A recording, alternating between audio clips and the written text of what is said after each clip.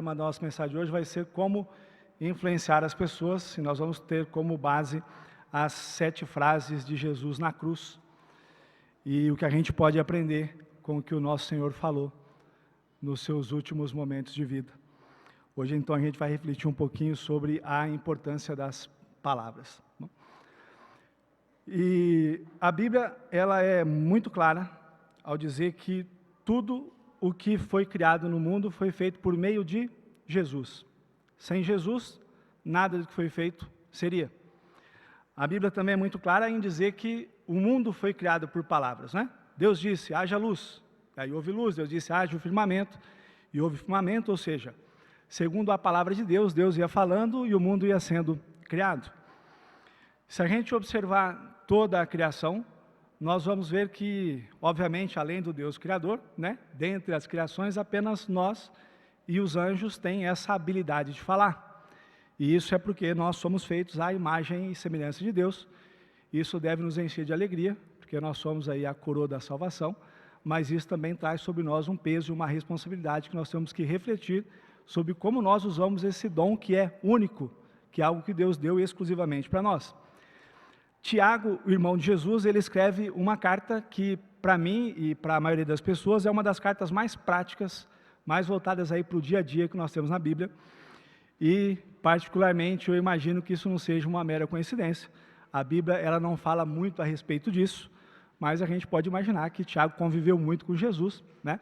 Talvez ele tenha convivido com ele aí na infância, na juventude, a gente não fala. A Bíblia, ela só fala do período dos 3 anos públicos, do ministério público de Jesus, mas, se a gente for imaginar que ele conviveu de perto, Tiago teve aí o privilégio de ver como o próprio Deus encarnado influenciava o mundo e as pessoas à sua volta, independente das circunstâncias, e ele era a expressão máxima do amor. Ele expressava com amor e com atitudes, inclusive nos momentos mais difíceis, porque a Bíblia diz que ele crescia e aprendia, e então, assim, Jesus era humano, não adianta a gente pensar que Jesus não tinha problema, ele tinha problema. A diferença é que ele lidava com isso de uma maneira muito diferente da nossa, porque Jesus não pecou. Talvez por isso Tiago tenha sido tão hábil ao nos ensinar sobre o cuidado com as palavras. Se a gente der uma olhada lá em Tiago 3, 2, pedir para colocar o Tiago 3, versículo 2, ele começa uma exortação falando sobre o cuidado que nós temos que ter com as palavras, mas inspirado pelo Espírito Santo, ele começa tirando primeiro um peso excessivo das nossas costas, e segundo, ao mesmo tempo, ele coloca todos nós em pé de igualdade aí, né? Ele diz assim, ó, porque todos tropeçamos em muitas coisas. Se alguém não tropeça no falar, é perfeito varão, capaz de refrear também todo o corpo. Observe que todos tropeçamos em muitas coisas. Não são algumas pessoas, não é apenas aquele irmão, somos todos nós, e não são em poucas coisas, são em muitas coisas. Então, isso quer dizer que todos nós temos em nós a obrigação de perdoar, e nenhum de nós tem aí o direito de apontar o dedo, porque todos nós tropeçamos em muitas coisas. Mas o Tiago fala também que aquele que não tropeça nisso, ele é perfeito. Isso é algo muito forte. Qual é o único ser humano perfeito que você conheceu? O único ser humano perfeito que pisou nessa terra? Jesus. No versículo 4, ainda no Tiago 3, versículo 4, nós vamos ver como a língua ela é capaz de dar direção às coisas, ela é capaz de influenciar a ponto de mudar o rumo das coisas, e para isso Tiago ele usa o exemplo dos navios, que diz o seguinte, que mesmo tão grandes e impelidos pelos ventos fortes, eles são dirigidos por um pequeníssimo leme. Um navio tão grande, ele é guiado por um leme pequeno. Nos versículos 9 e 10 também do capítulo 3, ele finaliza dizendo para a gente um pouco de quais são as armadilhas da língua. E aí ele começa dizendo o seguinte, com ela nós bendizemos o Senhor e Pai, também com ela amaldiçoamos as pessoas feitas à semelhança de Deus. De uma só boca procede bênção e maldição. E aí ele finaliza assim, meus irmãos, não deve ser assim. Na cruz, nós vamos ver que na cruz, todas as palavras de Jesus encontraram eco nas Escrituras. No momento mais sombrio de Jesus aqui na terra, as suas atitudes elas foram compatíveis com todos os ensinamentos que ele deixou para nós.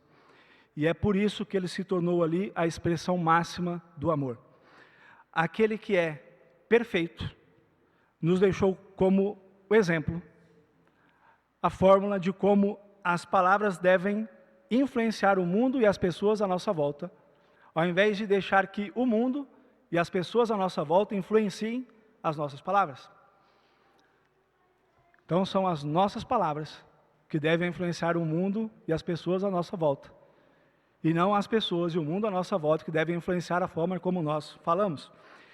E aqui está o ponto, aqui está a premissa que eu quero defender com vocês hoje, que é a seguinte: as nossas palavras, elas devem refletir a verdade bíblica, e as nossas atitudes devem refletir aquilo que nós falamos, porque só assim nós seremos verdadeiramente imitadores de Cristo. Eu vou repetir para isso ficar bem gravado para a gente aqui, que essa é a nossa premissa. As nossas palavras, elas devem refletir as verdades bíblicas. E as nossas atitudes, elas devem refletir aquilo que nós falamos. Porque só assim nós seremos verdadeiramente imitadores de Cristo. Quando a gente fala em influência, se a gente pensar como o mundo pensa em influência, ele pensa mais numa demonstração de força e de poder. E isso é muito claro na forma como as pessoas se comportam, naquilo que elas colocam como objetivo de vida. Eu tenho certeza que todo mundo aqui, em algum momento da vida, já ouviu frases do tipo: você sabe com quem você está falando? Ou, você sabe filho de quem que eu sou? Você sabe qual é o meu cargo aqui nesse lugar? Se brincar, talvez até algum de nós já tenha dito isso em alguma vez, né? Mas para nós, que somos cristãos, a gente vive uma contracultura. Para nós, a resposta para todas essas perguntas, ela tem que ser: eu sou servo. Porque é para isso que Deus nos chamou, para sermos servos. A Bíblia, ela é muito clara, Lucas vai dizer isso, que é o seguinte: porque todo aquele que se exalta será humilhado, mas o que se humilha será exaltado. O nosso Senhor Jesus, o próprio Deus encarnado, ele se humilhou a ponto de se tornar maldito naquela cruz. E tendo todo o poder nas mãos, ele não disse nada contra os seus malfeitores. Pelo contrário, ele só proferiu naquela cruz palavras de amor. Vamos dar uma olhada nisso, naquilo que ele falou? Abra comigo a sua Bíblia em João 19. Nós vamos ler aí dos versos 17 ao 30. E aí eu vou te pedir, se você puder, vamos ler de pé nesse momento. Este é um dos momentos mais marcantes da entrega de Cristo no plano de salvação. João 19, do 17 ao 30. Jesus, carregando ele mesmo a sua cruz, saiu para o lugar chamado Calvário, que é Gólgota em hebraico. Ali o crucificaram e com ele outros dois, um de cada lado e Jesus no meio. Pilatos escreveu também um título e o colocou no alto da cruz. E o que estava escrito era: Jesus Nazareno, o Rei dos Judeus. Muitos judeus leram este título, porque o lugar em que Jesus havia sido crucificado era perto da cidade, e estava escrito em hebraico, latim e grego. Os principais sacerdotes dos judeus disseram a Pilatos: não escreva Rei dos Judeus, e sim, ele disse: eu sou Rei dos Judeus. Pilatos respondeu: o que escrevi, escrevi. Os soldados, pois, quando crucificaram Jesus, pegaram as roupas dele e dividiram em 4 partes, uma para cada soldado. E pegaram também a túnica. A túnica, porém, era sem costura, toda tecida de alto a baixo. Por isso os soldados disseram uns aos outros: não a rasguemos, vamos tirar a sorte para ver quem ficará com ela. E isso aconteceu para que se cumprisse a escritura que diz: repartiram entre si as minhas roupas e sobre a minha túnica lançaram sortes. E foi isso que os soldados fizeram. E junto à cruz estavam a mãe de Jesus, a irmã dela, e Maria, mulher de Clopas, e Maria Madalena. Vendo Jesus a sua mãe, e junto dela o discípulo amado, disse: mulher, eis aí o seu filho. Depois disse ao discípulo: eis aí a sua mãe. Dessa hora em diante o discípulo a tomou para casa. Depois, vendo Jesus que tudo já estava consumado, para que se cumprisse a escritura, disse: tenho sede. Estava ali um vaso cheio de vinagre. Embeberam de vinagre uma esponja e, fixando-a num caniço de sopo, aproximaram a esponja da boca de Jesus. quando Jesus tomou o vinagre e disse: está consumado, e inclinando a cabeça, entregou o Espírito. Senhor, meu Deus e meu Pai, obrigado por essa porção da sua palavra e obrigado, Senhor, pelo sacrifício de Cristo na cruz do Calvário por nós. Meu Deus, é com muita reverência que nós estamos diante de Ti agora, Senhor, para relembrar o Teu sacrifício. E eu te peço, ó Pai, que o Teu Santo Espírito possa tocar o nosso coração, que o Senhor possa abrir os nossos ouvidos espirituais, que não seja eu a falar, mas o Teu Santo Espírito, que nós possamos sair daqui transformados pela Sua palavra, nós possamos sair daqui tocados por esse sacrifício, mas mais do que isso, cientes daquilo que ele significa para a nossa vida espiritual. É o que eu te peço, ó Pai, em nome de Jesus. Amém. Pode se assentar, por favor. Então, como influenciar pessoas vendo aí as 7 frases de Jesus na cruz? Nenhum dos 4 evangelhos trazem todas as 7 frases. Para ver as 7 frases, nós teríamos que ler aí todos os evangelhos. Mas, antes de falarmos sobre as 7 frases, né, antes de vermos o que são essas frases e o que é que Jesus falou, vamos lembrar um pouquinho e entender o que é a cruz, porque aí a gente começa a ter um pouco mais de entendimento sobre o que essas palavras significam, qual é o peso que elas têm. A crucificação, ela era a punição mais cruel e a mais humilhante que o Império Romano podia impor a alguém. Ela era sempre feita publicamente, sempre feita num local de grande fluxo de pessoas, porque ela tinha que servir de exemplo. Ela servia para mostrar para os demais o que é que acontecia com aquele que resolvesse desafiar a Roma. E aí nós temos, né, nós acabamos tendo uma visão que é um tanto quanto romantizada da crucificação, e muito por conta das imagens que a gente vê, das pinturas que a gente encontra, porque nós vemos ali um Cristo sem feridas, uma coroa na cabeça, quando no máximo a gente vê assim uma gota de sangue escorrendo da testa, mas aquilo está muito longe de refletir o que foi a verdade daquele dia. Mas antes de ser levado para a cruz, Jesus passou a noite inteira na casa do sumo sacerdote, e ali Jesus ele foi humilhado, ele foi espancado, ele foi cuspido, ele foi esbofeteado no rosto, ele foi zombado por aqueles que um dia foram escolhidos pelo próprio Deus para ser o seu povo. Jesus ele suportou a dor de ser rejeitado por aqueles que foram escolhidos por Deus para ser o seu povo. E a Bíblia diz que ele veio para que eram os seus, mas os seus não receberam. Mas Jesus ainda teve que lidar com a decepção de ser negado por Pedro, de ver todos os seus outros discípulos fugindo. E aí depois de passar aquela noite angustiante, na manhã seguinte ele foi levado para Pilatos. E aí a Bíblia diz que Pilatos não encontrou nada que pudesse incriminar. E aí mais uma vez Jesus ali diante de Pilatos não disse nada em sua defesa. Então Pilatos, de maneira covarde, ele lavou as suas mãos e entregou Cristo para ser martirizado. E ali começa então um castigo brutal. O açoite romano, que era chamado flagelo, aquilo não era um simples chicote como a gente conhece, né? Ele era formado por várias tiras de couro, que tinham umas bolas de metal no comprimento dela e umas pontas de osso ao redor dela. E aquilo dilacerava a pele, e aquilo dilacerava a carne, e aquilo causava ferimentos profundos. E aquilo era tão brutal que muitos morriam ali mesmo, não chegavam nem a ser crucificados. Aquela coroa de espinhos que a gente vê nessas imagens e nas fotos, que às vezes ela tem simples uma gota de sangue correndo, ela não apenas arranhava a pele. Aquilo, quando batiam nela com aquele pedaço de cano, aquilo penetrava no couro cabeludo, até que encontrasse a resistência do nosso osso, do crânio, e aquilo fazia com que o sangue de fato escorresse. E ali as pessoas perdem a força, então a gente pode imaginar o quanto Jesus estava enfraquecido, como qualquer ser humano estaria enfraquecido depois daquilo. Essas imagens e as pinturas que nós vemos, elas não refletem a realidade, e ainda bem que não, porque se elas refletissem, a gente não seria capaz de olhar para elas de tão brutal que aquilo foi. Só que depois de ter sido espancado dessa forma, de ter sido cruelmente açoitado, Jesus passou por mais uma coisa terrível, que foi aquela zombaria da adoração. eles colocaram nele um manto vermelho e fingiram adorá-lo, né?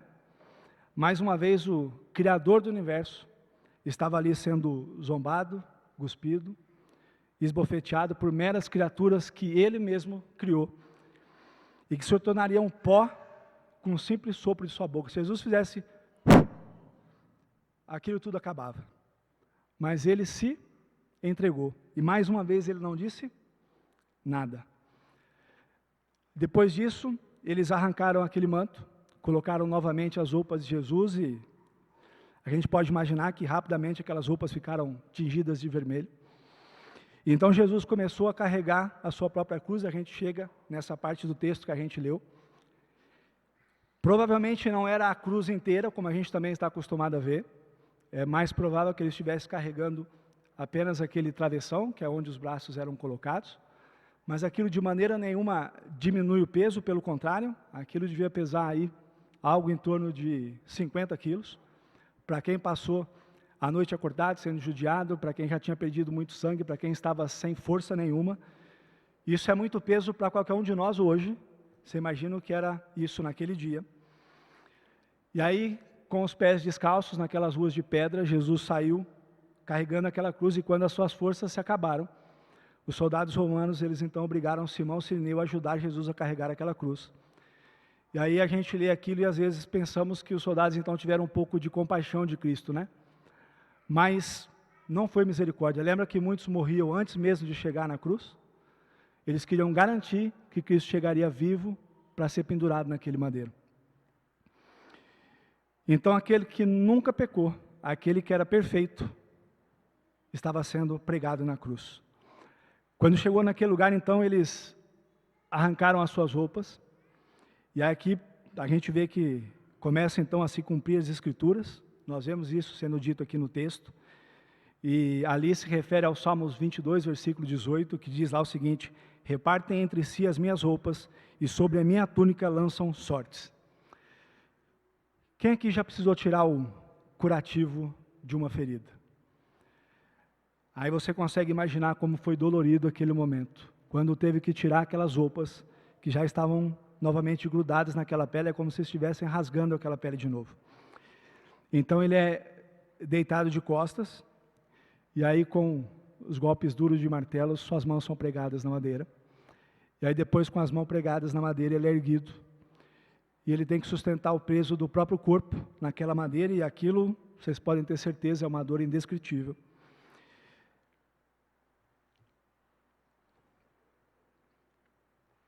A morte na cruz era um negócio tão terrível, que por muitas vezes ela era prolongada. O condenado ficava ali por mais de um dia, às vezes dias, e é por isso que Pilatos se espanta quando chega a notícia de que com cerca de 6 horas Jesus já havia morrido. E normalmente a causa da morte na cruz era a asfixia. Com os braços assim abertos e apoiados, o peso do corpo empurrava o tronco para baixo, os pulmões ficavam então pressionados, e aí a pessoa tinha dificuldade de respirar, na verdade ficava impossível de respirar. Então o crucificado se apoiava nos pés, que estavam presos com aquele cravo, e aí ele precisava arrastar suas costas feridas naquela madeira áspera, se fixar naquelas mãos, erguer novamente o tronco, para conseguir ganhar fôlego, e então respirar novamente. E aí esse processo ia se repetindo, por horas e às vezes por dias, até que então ele não tivesse mais força, e finalmente ele sufocasse, então morria. E este foi o Calvário que Cristo se entregou por sua própria vontade, para pagar o preço pelo meu e pelo seu pecado. Mas a gente não deve se enganar e achar que o verdadeiro valor da cruz está apenas no sofrimento físico, porque o valor da cruz está naquilo que ela proporcionou para a gente do ponto de vista espiritual. Tem uma frase que Jesus disse antes de ser preso, enquanto ele estava lá no Getsemane, que muitas pessoas associam apenas à dor física da crucificação, que é aquela frase conhecida, né, famosa: Pai, se possível, passa de mim esse cálice. Mas Jesus ele não estava se referindo apenas ao sofrimento causado pelo flagelo romano, nem à humilhação e à dor causadas pela cruz. O nosso Senhor não era um covarde. A história nos mostra que muitos irmãos, ao longo da história, passaram por martírios e sofrimentos piores do que esse ainda e mantiveram com dignidade, sem negar a Cristo até o último minuto. Então, na verdade, não era apenas o sofrimento e nem a dor física, o cálice amargo a que Cristo se referia. Não era isso que ele temia. Ele sabia que naquele momento, o Cordeiro Santo, perfeito, aquele que nunca pecou, estaria manchado pelo pecado de todos. A Bíblia vai dizer o seguinte: maldito todo aquele que for pendurado no madeiro. Ele se fez maldito por nós.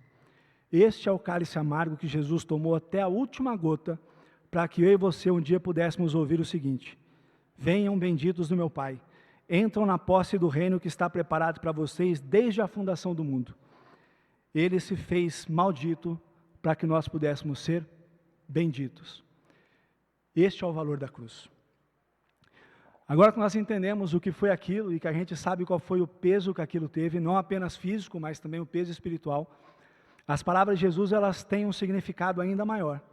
E aí a gente consegue entender ainda mais o peso daquilo. A gente não é possível saber exatamente qual foi a ordem específica daquelas palavras, mas existe uma ordem que é a mais aceita. Então nós vamos seguir essa ordem que é a mais aceita pela maioria dos estudiosos. E a primeira palavra que Jesus disse, ela tem a ver com o perdão, e está lá em Lucas 23, 34. Jesus disse o seguinte: Pai, perdoa-lhes porque não sabem o que fazem. Ele foi condenado injustamente, mas pediu ao Pai que perdoassem os seus agressores, porque se eles soubessem quem ele era, se eles tivessem crido como os seus discípulos creram, ele jamais faria aquilo. Vocês lembram que eu falei que a causa da morte na cruz era a asfixia? Jesus precisou juntar forças, precisou se apoiar nos pés atravessados pelo cravo, para tomar fôlego e poder orar por aqueles que o estavam crucificando naquele momento. Ame ao próximo como a ti mesmo, esse era o mandamento. E Jesus disse: ame os seus inimigos e ore por aqueles que te perseguem. Foi isso que ele ensinou. Ele havia ensinado isso com palavras, e agora os seus atos reforçavam esses ensinamentos. Suas atitudes reforçavam aquilo que ele havia dito com palavras. Aí vem a pergunta: como você tem influenciado as pessoas? Os seus atos refletem os mandamentos de Deus? Os seus atos refletem aquilo que Jesus ensinou para nós como cristãos? Agora vejam como a palavra de Jesus, ela continua tendo um efeito prático na vida de um homem, e ela mudou a vida de um homem. Mateus e Marcos, eles vão dizer, se nós lemos essa história nos evangelhos de Mateus e Marcos, eles vão dizer que os dois ladrões estavam zombando ou insultando Jesus na cruz. Mas Lucas, e aí a gente não precisa colocar aí, mas Lucas ele vai dizer no versos 39, que apenas um ladrão, um dos malfeitores, estava blasfemando Jesus, dizendo: você não é o Cristo? Salva a si mesmo e a nós também. E aí, nos versos 40 e 42, ele vai dizer o seguinte: porém, o outro malfeitor o repreendeu, dizendo: você nem ao menos teme a Deus, estando sob igual sentença? A nossa punição é justa, porque estamos recebendo o castigo que os nossos atos mereciam. Mas este não fez mal nenhum, e acrescentou: Jesus, lembre-se de mim quando vier no seu reino. Mateus e Marcos diziam que os dois zombavam de Jesus. Lucas diz que um reconhecia que Jesus era verdadeiramente Deus. E aí parece que nós estamos diante de uma contradição, mas não. Este homem foi transformado por essa palavra. Quando ele ouviu Jesus dizer: Pai, perdoa-lhes porque não sabem o que falam, este homem foi profundamente influenciado por essas palavras. E alcançado pela graça, aquele ladrão foi salvo, porque na cruz, aquela simples frase, ela teve um peso e uma força de um sermão. E foi este ladrão que ouviu a segunda frase de Jesus, que fala para nós sobre a esperança da salvação. Jesus disse para ele o seguinte: em verdade lhe digo, hoje estará comigo no paraíso. Aqui fica claro para a gente que a salvação ela é uma obra única e exclusiva de Cristo. Aquele ladrão não teve tempo de fazer nada. Ele não cumpriu nenhum ritual, ele não fez nenhum sacrifício. A graça de Cristo ela foi suficiente, e aí nós chegamos àquela conclusão, àquela frase que nós dizemos que é só Cristo salva, e aqui a Bíblia deixa isso muito claro. Mas ela também nos enche de esperança, pois ela deixa claro para a gente que é o seguinte: quando aqueles que são de Cristo fecham os seus olhos, aqui na terra, imediatamente eles estarão com Ele no paraíso. Em verdade lhes digo, hoje estarás comigo. E essa verdade vale para todos aqueles que, pela graça, têm os seus nomes escritos no livro da vida. Essa é a esperança da nossa salvação. Como você tem influenciado as pessoas? Tem falado e tem levado a esperança de Cristo para elas? No momento de maior angústia e sofrimento, Jesus também lembrou de cuidar dos seus. E aí aqui a gente chega na terceira frase de Jesus, que está lá em João 19, nos versos 26 e 27, ele diz o seguinte, que nós lemos ali no texto: vendo Jesus a sua mãe, e junto dela o discípulo amado, disse: mulher, eis aí o seu filho. E depois disse ao discípulo: eis aí sua mãe. Dessa hora em diante, o discípulo a tomou para a sua casa. A sua família é o seu ministério mais importante. Às vezes nós queremos ganhar o mundo e nos esquecemos de evangelizar os da nossa própria casa. E da nossa própria casa eu não estou falando necessariamente aqueles que vivem dentro da nossa casa, né? Às vezes aqueles que são os nossos parentes, os nossos primos, o nosso sogro, a nossa sogra, os nossos tios. A gente quer fazer missões, quer ir para a África, mas não evangeliza o nosso cunhado. E tem mais uma coisa que fica claro para Jesus aqui, que a gente tem que levar em consideração, que serve para todos nós aqui que somos filhos e que ainda tem pai e mãe vivos, que naquele momento de dor, de dificuldade, Jesus demonstrou com suas atitudes que ele estava cumprindo aquele que é o primeiro mandamento com promessa da Bíblia, que é: honre seu pai e sua mãe. Mesmo em meio à dor intensa e ao sofrimento, Jesus foi a expressão máxima do amor e lembrou de cuidar dos seus. Como você tem influenciado as pessoas? Como você tem influenciado a sua família? A vida inteira de Jesus, se nós lemos o Evangelho, a vida inteira de Jesus, ela foi pautada na palavra de Deus. Em todos os momentos, ele citou a Bíblia e ele afirmava fazer a vontade do Pai. Proclamar a palavra de Deus é a única maneira eficaz de influenciar a vida de alguém de maneira eterna. Apenas a palavra de Deus é capaz de influenciar alguém de maneira eterna. Não há nada que eu e você tenhamos para oferecer que tenha peso de eternidade. A quarta frase de Jesus na cruz, ela mostra o peso do pecado. E ela tem um significado muito maior do que o que nós imaginamos num primeiro momento de leitura. E nós vamos ver, ela também é dita em Mateus, nós vamos ver como é que está em Marcos 15, 34. Ele vai dizer ali o seguinte: à hora nona, Jesus bradou em alta voz: Eloi, Eloi, lema sabachthani, que quer dizer: Deus meu, por que me desamparaste? Cristo estava ali experimentando o abandono que o pecado merece. Mas Jesus estava fazendo uma citação literal do Salmo 22. E ali ele mostrava para nós que a palavra de Deus, ela é o nosso refúgio e fortaleza. Ele é o nosso socorro presente na hora da angústia. Se serviu para Cristo, serve para nós. Na hora da angústia, na hora da dor, na hora do sofrimento, é na palavra de Deus que nós encontramos socorro, refúgio e fortaleza. Você conhece alguém que está angustiado? Tem alguém perto de você que está sofrendo, está precisando de ajuda? Não pense que são os seus conselhos, não pense que é a sua experiência de vida, não pense que é a sua sabedoria que vão fazer a diferença na vida dela. Apenas a palavra de Deus, pelo poder do Espírito Santo, é capaz de influenciar e mudar de verdade a realidade de alguém. Vamos dar uma olhada no Salmo 22, que foi esse salmo citado por Jesus na cruz. Esse salmo, ele começa como um grito de angústia, mas ele termina com um canto de vitória. E é assim que é a nossa vida, é assim que é a nossa esperança. Versículo 1 do Salmo 22, ele diz o seguinte: Deus meu, por que me desamparaste? Se a gente observar, nós vamos ver que ele é a citação literal daquilo que Cristo disse na cruz.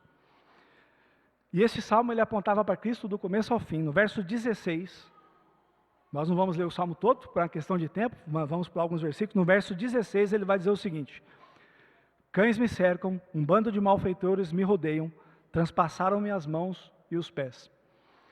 Isso foi escrito 1000 anos antes de Cristo. É um salmo de Davi. A crucificação ela nem existia. Provavelmente foi inventada pelos persas, ou perto disso, com cerca de 500 anos antes de Cristo. Portanto, 500 anos depois de Davi ter escrito esses salmos. E ela foi muito aperfeiçoada pelos romanos 200 anos antes de Cristo. Então a menção de transpassaram-me as mãos e os pés faz deste salmo uma profecia messiânica que aponta para a forma como Cristo haveria de morrer. E Jesus citou esse salmo, porque aquelas pessoas conheciam esse salmo. E talvez ele tenha feito isso, para que alguns se lembrassem e se arrependessem. E ele continuava naquele momento, usando as Escrituras, para influenciar aqueles que o condenaram. Mas o final desse salmo, se a gente for dar uma olhada lá nos versos 27 e 28, o final desse salmo ele também aponta para a vitória do Messias que haveria de vir e que governaria sobre toda a terra. Ele vai dizer assim: os confins da terra se lembrarão do Senhor, e a ele se converterão. Diante dele se prostrarão todas as famílias das nações, pois do Senhor é o reino, é ele quem governa as nações. Como você tem influenciado as pessoas? Você tem anunciado o reino de Cristo para elas? Ao citar as Escrituras na cruz, Jesus continuou mostrando que a palavra de Deus ela é infalível, inerrante, e que todas as promessas de Deus vão se cumprir.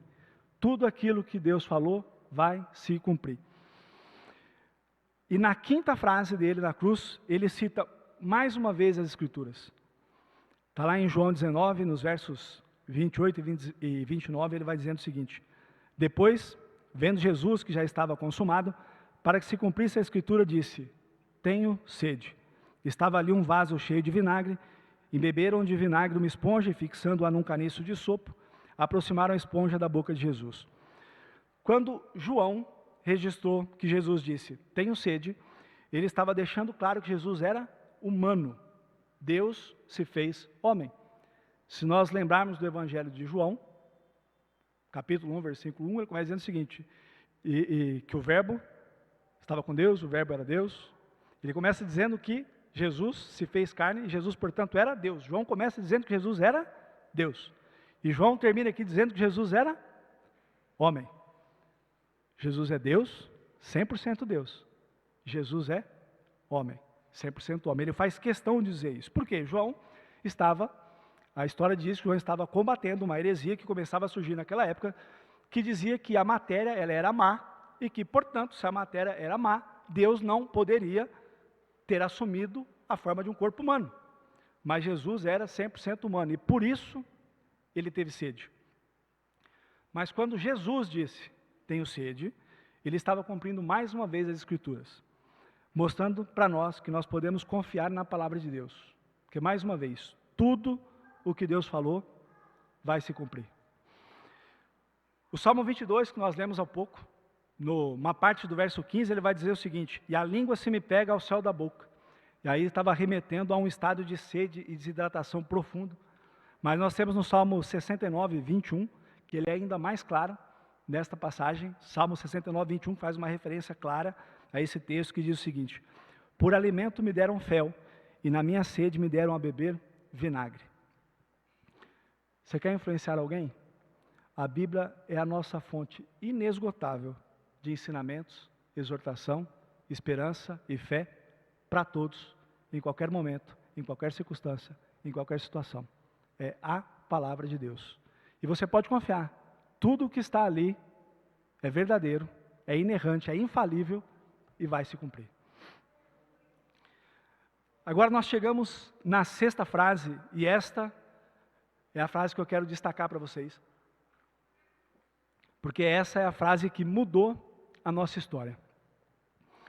Essa frase ela mudou a sentença de condenação que tinha escrito para mim e para você. É aqui que está o grande valor da cruz. João 19:30 diz o seguinte, quando Jesus tomou o vinagre e disse, está consumado. E inclinando a cabeça, entregou o Espírito. Está consumado. Nesta sentença está afirmada a esperança da nossa fé e a certeza de que a obra de Cristo foi completa. Se alguém disser para você, Deus fez a sua parte, agora você precisa fazer a sua, você pode dizer, não, não, não. Jesus disse, está consumado. Se alguém disser para você assim, olha, você precisa fazer suas boas obras para completar aquilo que Deus começou a fazer por você, você pode dizer, não. Jesus disse, está consumado. A obra de Deus é completa, ela é perfeita. Não depende de mim, não depende de você.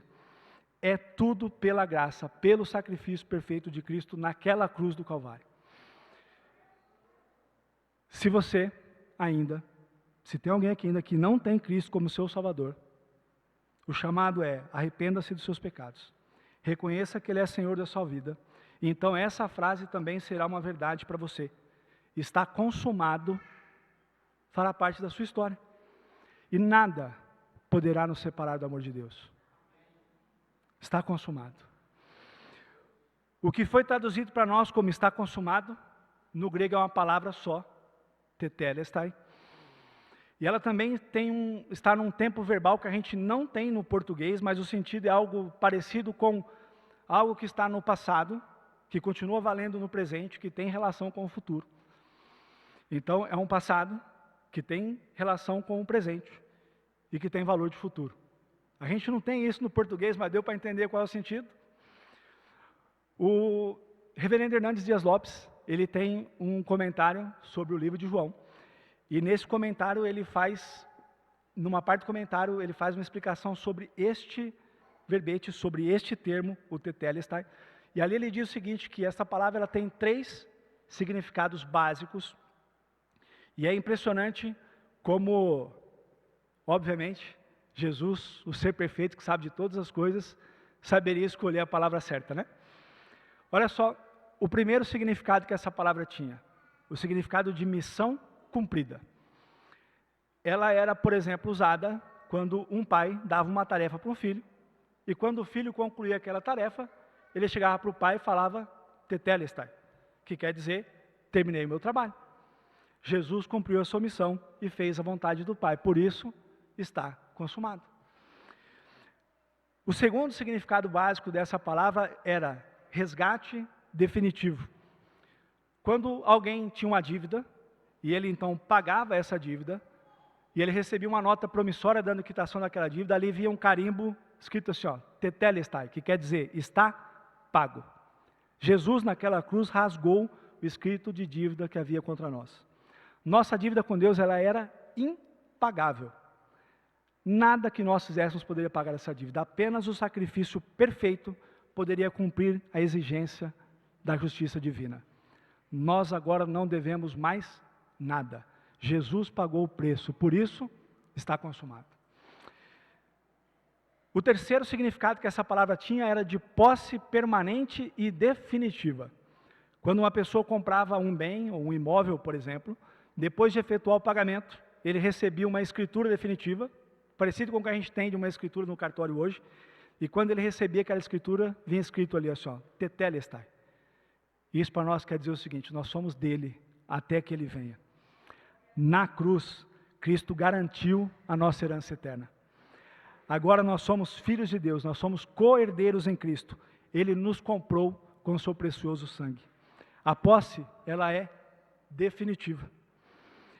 E essa nossa esperança, ela deve ser inabalável. Nós somos dele. Está consumado. Você quer influenciar as pessoas? É simples, conte essa verdade para todo mundo que você puder. Ainda existem muitas ovelhas que precisam ser resgatadas. E nós não estamos sozinhos nessa tarefa, nós temos o Espírito Santo de Deus, o Consolador, aquele que habita em nós, que nos capacita e dá poder para que essas palavras que saiam da nossa boca se tornem eficazes para então convencer do pecado, da justiça e do juízo. Cabe a nós falar e cabe ao Espírito Santo convencer.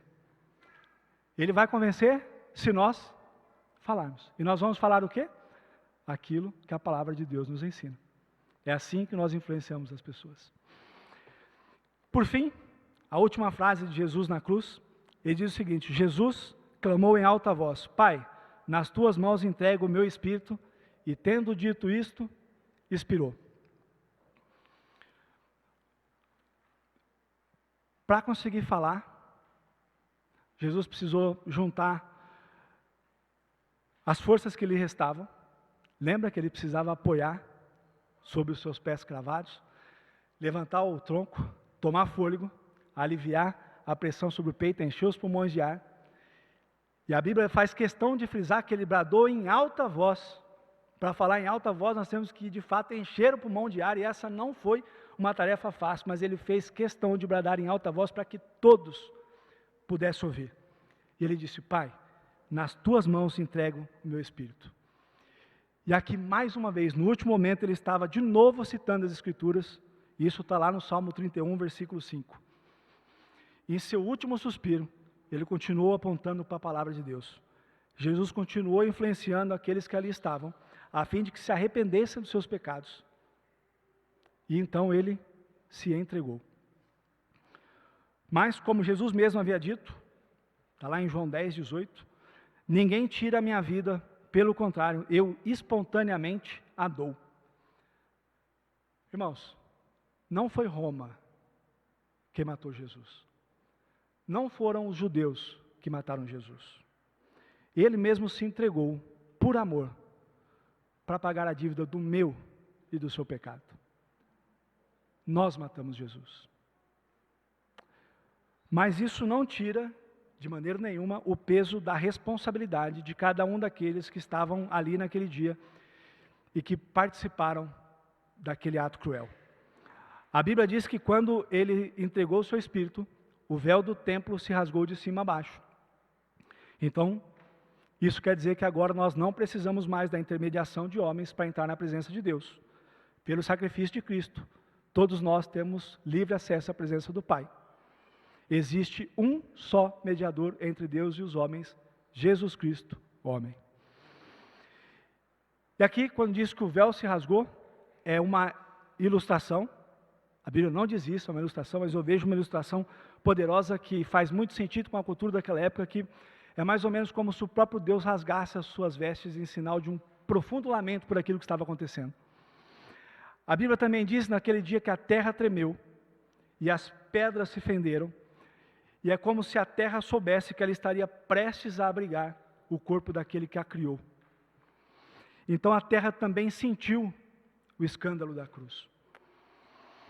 A Bíblia conta que naquele dia os sepulcros se abriram e muitos dos santos que haviam morrido ressuscitaram e apareceram para muitos na cidade. E aí aqui a terra dava um sinal de que em breve o nosso Senhor também se levantaria. Só que ele não mais se levantaria naquele corpo surrado, maltratado, moído pelo nosso pecado. Ele agora ressuscitaria num corpo glorificado, igual ao que eu e você receberemos um dia. Nós também vemos naquele dia que o sol se escondeu e que o dia se tornou em trevas. A natureza, criada por Deus, ela não conseguiu ver o que nós fizemos com ele. Aquele que tudo criou. Nem a natureza conseguiu olhar aquilo que nós fizemos com aquele que tudo criou. E hoje, 2000 anos depois, a Bíblia diz que essa natureza ainda geme, esperando que ele volte, para finalmente trazer novos céus e nova terra. Diante da cruz, toda a criação reagiu. O céu escureceu, a terra estremeceu, até o soldado romano reconheceu, dizendo: verdadeiramente este era o Filho de Deus. E a pergunta que fica é: e você? Como você reage diante da cruz? A Bíblia diz que ele se entregou e inclinou a cabeça, e ele se inclinou em nossa direção. Mas a história não termina aí. Ele ressuscitou. E antes de voltar para o Pai, ele nos deixou um mandamento. E este mandamento é a fórmula que nós devemos seguir para, com amor, e isso é importante, com amor, influenciar as pessoas. E esse mandamento foi: fazer discípulos. E como? Pregando esse evangelho, ensinando os mandamentos de Deus e batizando-os em nome do Pai, do Filho do Espírito Santo. Todas essas são tarefas que nós temos que fazer com palavras e com atitudes. Como nós influenciamos as pessoas? Quando as nossas palavras refletem a palavra de Deus e quando os nossos atos refletem aquilo que nós dizemos com palavras. Só assim nós seremos verdadeiramente imitadores de Cristo e faremos jus ao sacrifício que Ele fez por nós naquela cruz. Nós somos dele até que Ele venha. E Ele deixou para a gente uma missão, que é ir atrás daqueles que também já são dele e que ainda não sabem disso.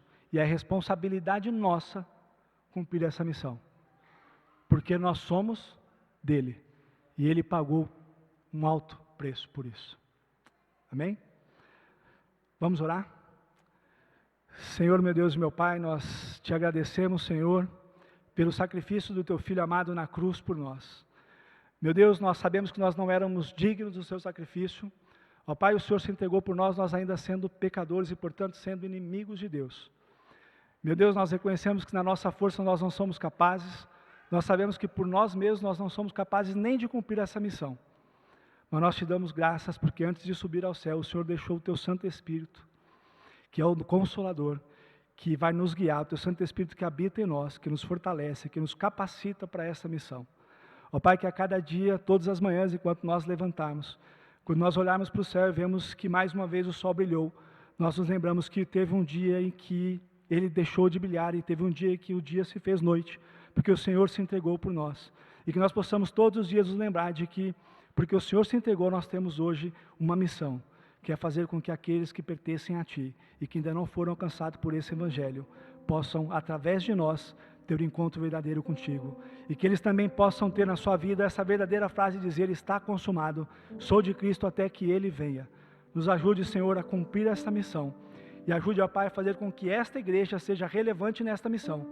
E que essa igreja seja importante nessa missão e que pessoas se convertam e que o Senhor vá acrescentando a nós todos os dias aqueles que vão sendo salvos, para que nós possamos ensinar essa palavra e batizar aqueles que vão se chegando em nome do Pai, do Filho e do Espírito Santo.